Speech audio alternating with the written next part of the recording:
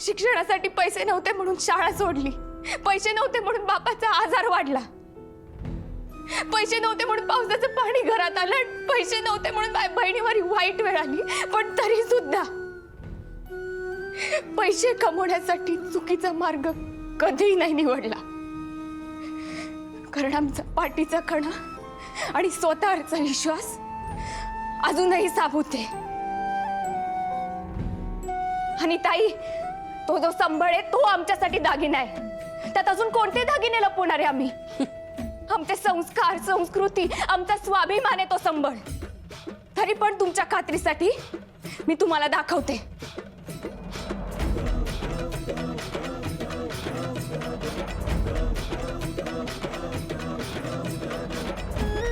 माधवी, पुरे झाला ग तमाशा. थांबाव तुम्ही.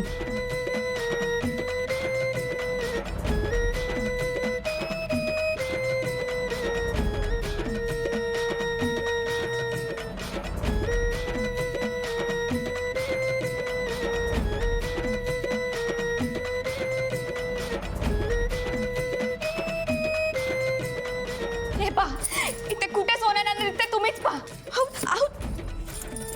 माधवी, पुरे झालंय सगळं. मुक्ता, तू तरी शांत हो ग. आहे आहे काही नाही ना, काही सापडलं? हे पुरी झाली तुझी नाटकं.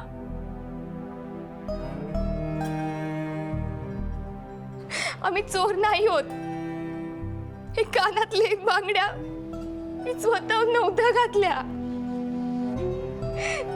स्वतःच्या अंगावर पाहिलं तेव्हा थोडा मोह झाला होता, पण तेवढाच पुरतं. आई जगदंबे, माफ कर. हे घ्या, हे घ्या. नको ते कानातले. तुझ्या कानाला स्पर्श केलेले कानातले मला पण नकोय आणि माझ्या मुलीलाही नकोय. जा, नेऊन दे तुझ्या त्या आजीला. माधवी, पुरे झाला आता. हा विषय आता इथेच संपवा. मुक्ता, जाते कानातलं सासूबाईंकडे देऊन ये. जा बाळा. ए, थांब. हिची ना झडती घ्यायला हवी. हिला असं सहज सोडलं ना तर आपल्याला पश्चाताप करायला लागेल. थांब गा, बघू.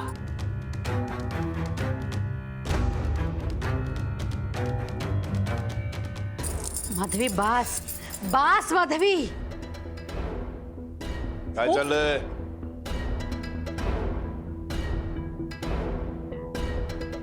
अहो नाही, काही नाही.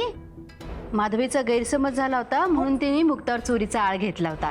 नाही, पण आता गैरसमज दूर झालाय, हो ना माधवी?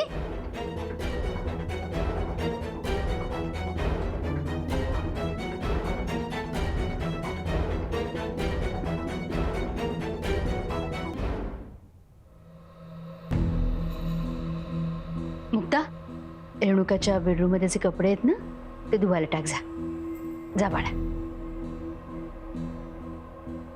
थांब, मला बोलायचंय. अहो, जा, माधवीला आणि तिच्या नवऱ्याला घेऊन ये. मला त्यांच्याशी सुद्धा बोलायचंय. निघा.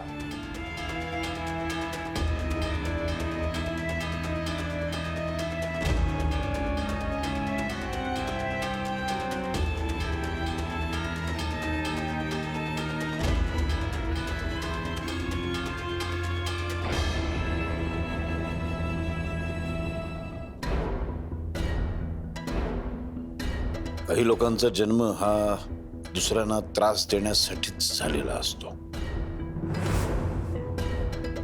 त्यांचा पायगुणच असतो असा. जिथं पाय ठेवतात तिथं काहीतरी वाईट घडणार म्हणजे घडणार.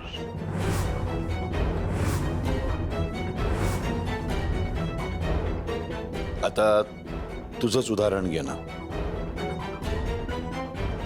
कालचं प्रकरण निस्तरतंय तोपर्यंत आज हे चोरीचं प्रकरण. नाही, मी तुला दोष देत नाहीये. तुझं खच्चीकरणही करायचं नाहीये मला. पण तुझा दोष असो किंवा नसो, तू जिथं पाय टाकतेस तिथं काहीतरी वाईट घडणार म्हणजे घडणार.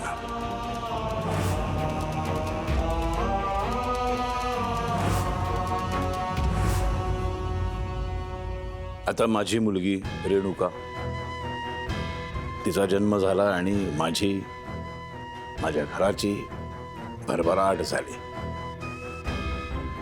पण तुझा जन्म तुझ्या बापाच्या घरात झाला आणि सगळं घर रसातळाला गेलं ग.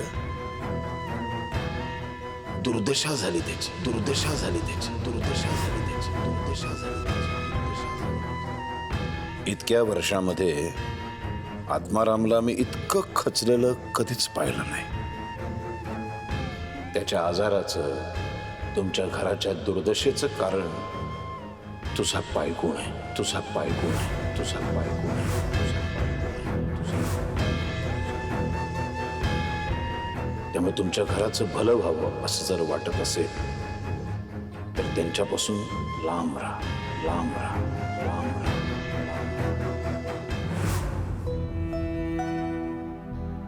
या घराला माझ्या पायगुणामुळे काहीच नुकसान होणार नाही याची मी काळजी घेईन. आणि कर्ज फेडल्यानंतर माझ्या कुटुंबाच्या सुखासाठी माझं लांब जाणं फायद्याचं असत तर तेही मी करेन.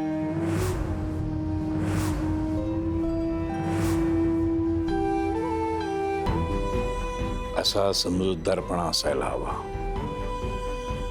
छान. आणखीन एक, शक्य झालं तर आजीपासून दूर राहा.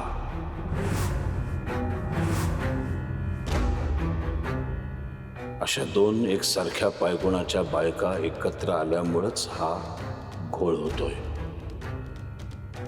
आणि मुलगी असूनही हट्टानं संबळ वाजवण्याचा हा परिणाम आहे.